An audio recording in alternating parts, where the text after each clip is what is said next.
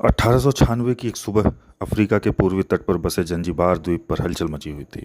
सुल्तान हमद बिन तुवैनी की मृत्यु हो चुकी थी और उसके उत्तराधिकारी की घोषणा होनी थी।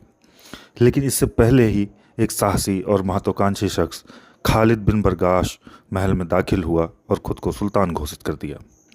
बाजारों में ढोल बजे, सैनिकों ने महल की दीवारों पर झंडे लहरा दिए और तोपों को सजाया गया।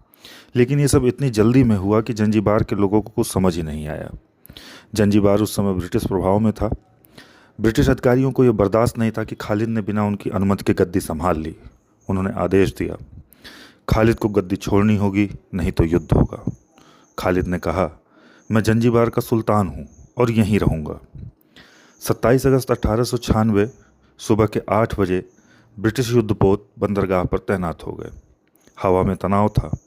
सैकड़ों जंजीबारी सैनिक महल के अंदर थे, हाथों में बंदूकें, और मन में उम्मीद थी कि वे अपने सुल्तान की सुरक्षा करेंगे। ब्रिटिशों ने आखिरी चेतावनी दी, गद्दी छोड़ दो वरना तोपें खाली होंगी।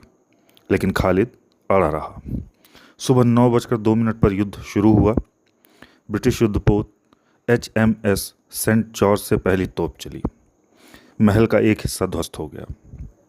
जंजीबारी तोपें जवाब देने लगीं, लेकिन उनका निशाना कमज़ोर था। चारों तरफ धुआं और शोर फैल गया। घोड़े भाग रहे थे, सैनिक चीख रहे थे, महल ध्वस्त हो रहा था। और बस 38 मिनट बाद सुबह 9:40 पर सब शांत हो गया। सुल्तान खालिद भागकर एक जर्मन दूतावास में छुप गया। इसके बाद ब्रिटिशों ने अपने मनपसंद सुल्तान हमूद बिन मोहम्मद को गद्दी पर बैठा दिया और इस तरह दुनिया का सबसे छोटा युद्ध मात्र 38 मिनट में खत्म हो गया।